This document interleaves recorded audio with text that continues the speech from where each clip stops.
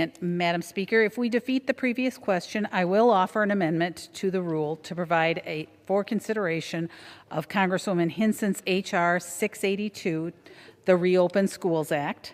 Madam Speaker, I ask unanimous consent to insert the text of my amendment in the record, along with extraneous materials immediately prior to the vote on the previous question. H.R. 682, the Reopen Schools Act, provides a safe and responsible path forward to reopen our schools and to get our students back in the classroom. To speak further on the amendment, I yield 3 minutes to my colleague, the gentle lady from the state of Iowa. Without objection, the gentlewoman's request is approved. The gentlewoman is recognized. Thank you, Madam Speaker, and thank you to the gentlewoman from Minnesota for yielding the time. Madam Speaker, I rise today as a voice for the thousands of students across this country who have not stepped foot in a classroom or on a playground for over a year. In Iowa, our governor has put students' education, their mental health, and their safety first. Our schools have reopened safely in Iowa. My kids got on a school bus this morning and went to a classroom, and they rode that same school bus home. They got to play with their friends. They got to learn in a classroom. Schools nationwide have got to have a plan to reopen before it's too late for our students. The mental health toll of long-term school closures on our students is staggering. Recent data shows that mental health care claims for children ages 13 to 18, these are our teenagers, our next generation. These health care claims have doubled over the past year, according to that data. Emergency room doctors are saying that they are treating more and more young people in crisis than ever before. And now, it is being reported that students across the country have fallen off the grid. That's right, we don't know where they are. School districts can't find them. As weeks out of school have turned into months, months have turned into a year, our kids are the ones who are falling through the cracks, academically, emotionally, physically. Thousands of our youngest, most vulnerable Americans are unaccounted for. Enrollment is dropping, especially in rural areas in states like Iowa. So now, 1 year out of the classroom is turning into 2, at least, who knows? So we must act. We must act today. We must act quickly. So that is why I introduced the Reopen Schools Act. This legislation would ensure that our school districts are using money that was appropriated from this body, $54 billion of it, on proven safety measures that will allow them to reopen safely as soon as possible and have a plan to do so. Throwing more and more money at this problem and then letting it go unused is truly a disservice to taxpayers, and it's an injustice to our students. So I urge my colleagues to join me in standing with our kids by defeating the previous question. It's an important issue for our next generation. So thank you, Madam Speaker, and I yield back. Gentlewoman reserves. Gentleman from California reserves. Madam Speaker, on the last point, I would just say that in California in particular, in my district, having had multiple conversations with both teachers and their representatives, their labor representatives and superintendents, we're getting schools back open, but we're doing it in a way to make sure it's done efficiently and safely for everyone, the students most particularly, their family, and their teachers. So we've come so far in this country, those of us who have listened to the science and the Center for Disease Control, we just want to make sure it's done right in the most efficient, effective way for the kids. With that, I would reserve. And I do not have any other speakers. I don't know if the gentleman. We're prepared to close. Please. Gentlewoman from Minnesota is recognized.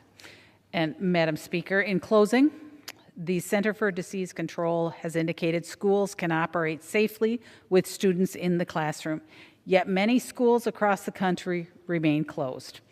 President Biden has chosen to side with political allies and big labor groups over scientists, and our students are being denied their right to a good education as a result. Kids need to be in school, and we should follow the science and reopen the schools for in-person instruction now.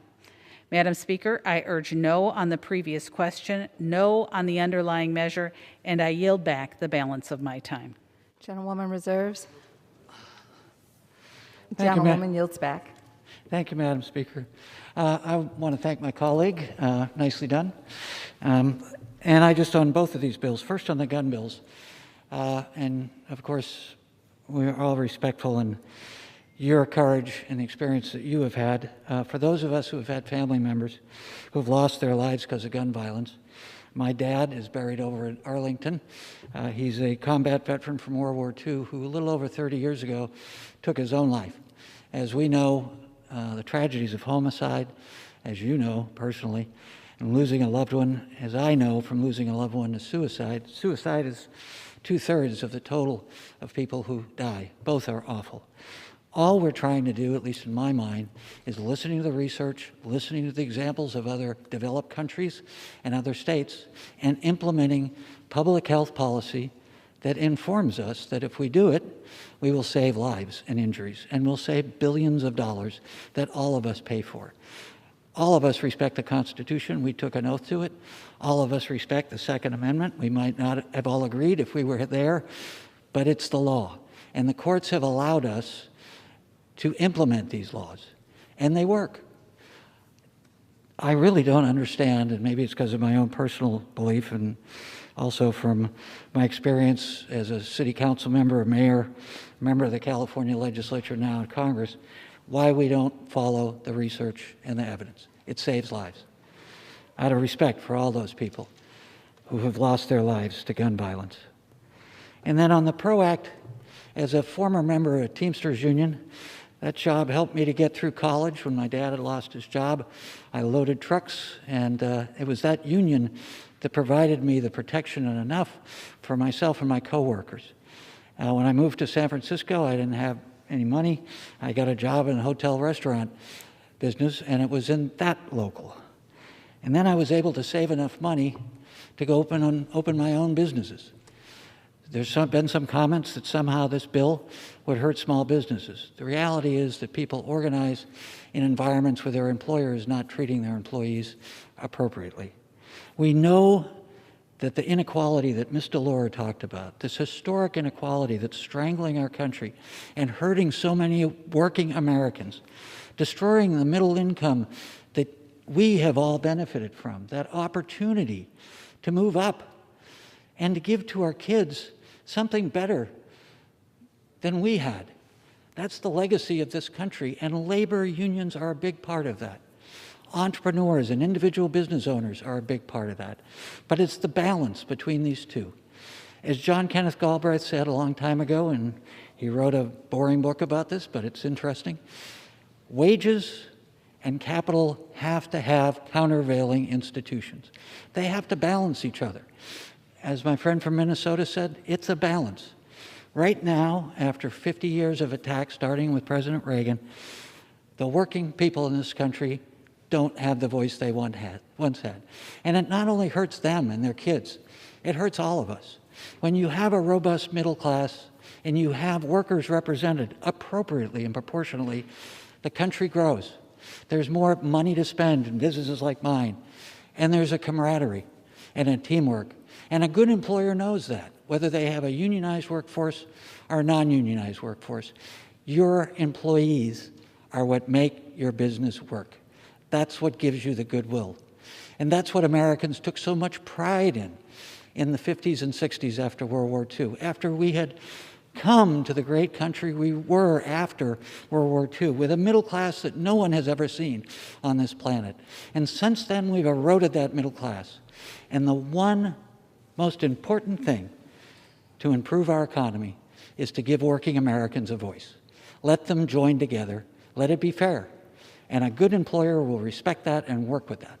As Eisenhower said, as I was quoted in my opening, only a fool would try to keep a working American from organizing into a union.